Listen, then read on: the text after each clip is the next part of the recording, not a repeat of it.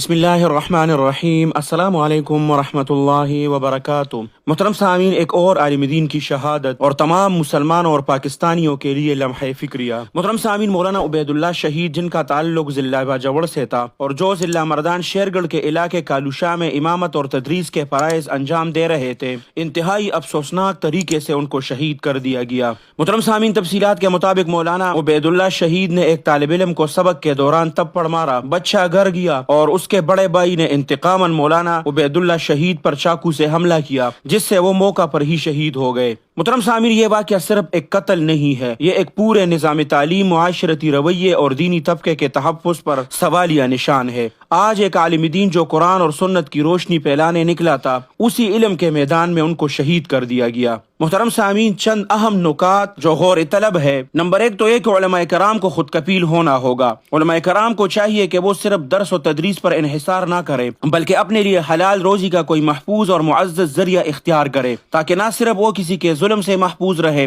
بلکہ کسی کے محتاج بھی نہ ہو۔ دوسری بات یہ کہ تشدد کے بجائے تربیت کا انداز اختیار کرنا ہوگا۔ اساتذہ اور خصوصاً مدرسین کے لیے ضروری ہے کہ وہ بچوں کی تربیت میں محبت، حکمت اور شفقت کا رویہ اپنائیں۔ زمانہ بدل چکا ہے اور سختی اب محبت کے دروازے بند کر دیتی ہے۔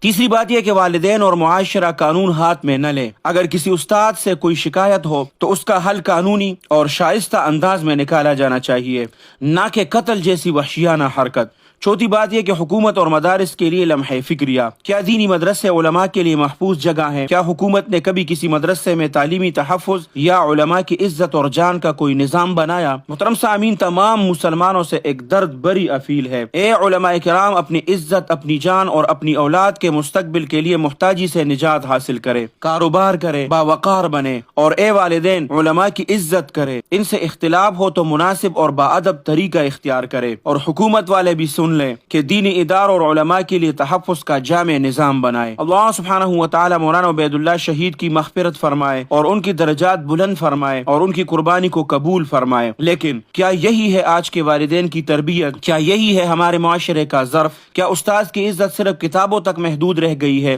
کیا اب استاد کا تپڑ تذلیل سمجھا جائے گا اور قتل کا لائسنس بن جائے گا؟ یہ صرف ایک مولانا کا قتل نہیں ہے، یہ تعلیم، تربیت، دین، ادب اور اخلاق کی موت ہے۔ یہ وہ لمحہ ہے جہاں ہمیں رک کر سوچنا ہوگا۔ جب ایک بچہ دیکھے گا کہ میرے گھر والے میرے استاد کو قتل کر سکتے ہیں تو وہ کل کو کیا بنے گا؟ مجاہد، اصلاح کرنے والا یا معاشرے کا مجرم؟ جب ہم بچوں کو استاد کو گالی دینا، ہاتھ اٹھانا اور قتل کرنا سکھا دیں گے تو ان سے اخلاق، دینداری، انسانیت کی توقع رکھنا بے وقوفی نہیں تو اور کیا ہے؟ ہم حکومت پاکستان، عدالت اور قانون نافذ کرنے والے اداروں سے مطالبہ کرتے ہیں کہ قاتل کو فوری طور پر گرفتار کر کے مثالی سزا دی جائے، تاکہ کل کوئی اور عالم، کوئی اور معلم اس طریقے سے شہید نہ ہو۔ اگر کسی اسکول ٹیچر، کسی اسپتال کے ڈاکٹر یا کسی سیاسی شخصیت کے ساتھ ایسا ہوتا تو میڈیا، پولیس اور عدالتیں سب حرکت میں آ چکے ہوتے۔ اور اس کا عکس لے لو، اگر یہ واقعہ کسی طالب علم کے ساتھ پیش آتا، اس کو استاد تھوڑا سا ڈنڈے سے مار دیتا یا تپڑ مار دیتا، اس کے نشانات اور اس کی ویڈیو سوشل میڈیا پر آ جاتی،